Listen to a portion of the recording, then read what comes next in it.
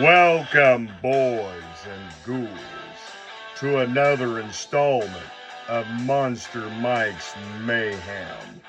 In this installment, I'd like to talk about Devil's Latex, Friday the 13th, Part 8, Toxic Jason Bust and Hockey Mask.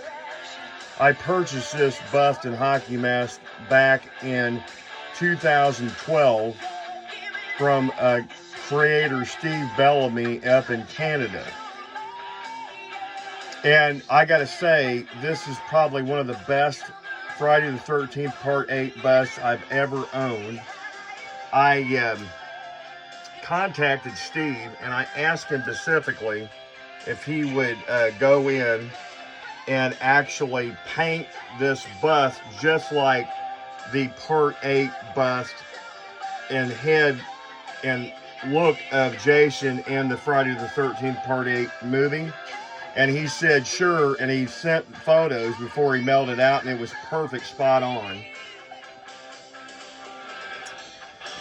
You can imagine in '89 when JJ was down in the boiler room of the ship playing her Pink Flying V guitar and runs into this massive hulk of a zombie killer.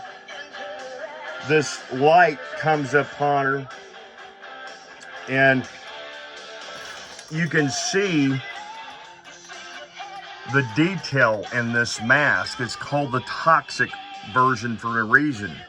You can see this really cool toxic slime in the arms, and there's the eye, there's the back of the skull.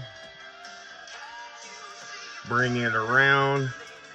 There's some slime dripping out of the mouth, slime in the sockets, and give her a lift. This is heavy metal buckles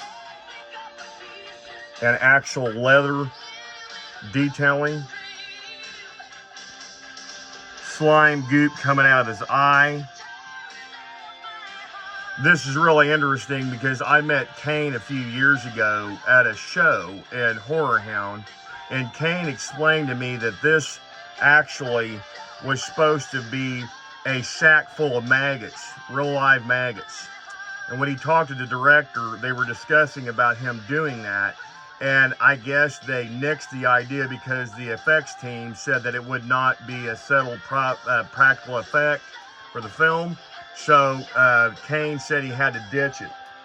So, and it sucked because Kane wanted to do that really bad. I remember him telling me that at the convention a few years back.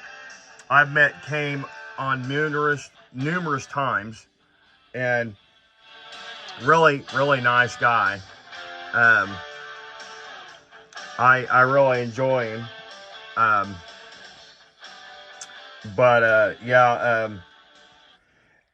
From what I understood, I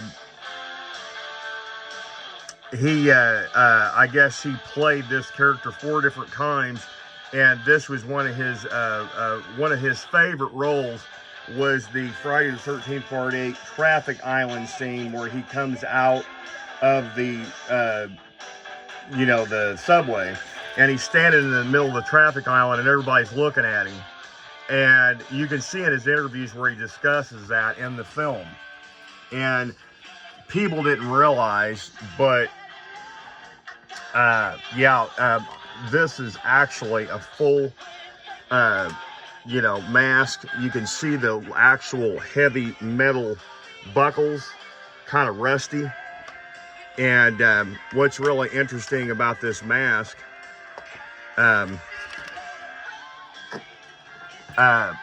it's actually leather and it's real buckles.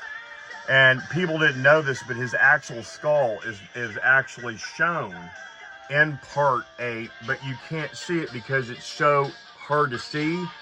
But he's got veins growing up over his head and stuff. And it's actually fully exposed in the back. I don't know if anybody knew that, but that was an interesting tidbit that I found out. And of course, this wet look to him was done by Mr. Bellamy. and you can see the collar, and then there's a rip in the shirt right here with the slime, and you can also see the detail work in the actual collar, and it's got like a wet slimy look, which I thought was real interesting. So that's kind of cool. So, but yeah, if you guys like these videos, please like and subscribe. I really appreciate the following. If you guys could like and subscribe, I really would appreciate it. I will be posting more videos in the future, and like I said, you know, if you ever come across Steve Bellamy, Devil's Latex up in Canada, give him a shout out. He's a really nice guy. He will do any kind of props or any kind of mask for you, busts, anything you want. Really, really well crafted items. So hit him up, and till next time, kiddies, stay tuned and get monster-fied.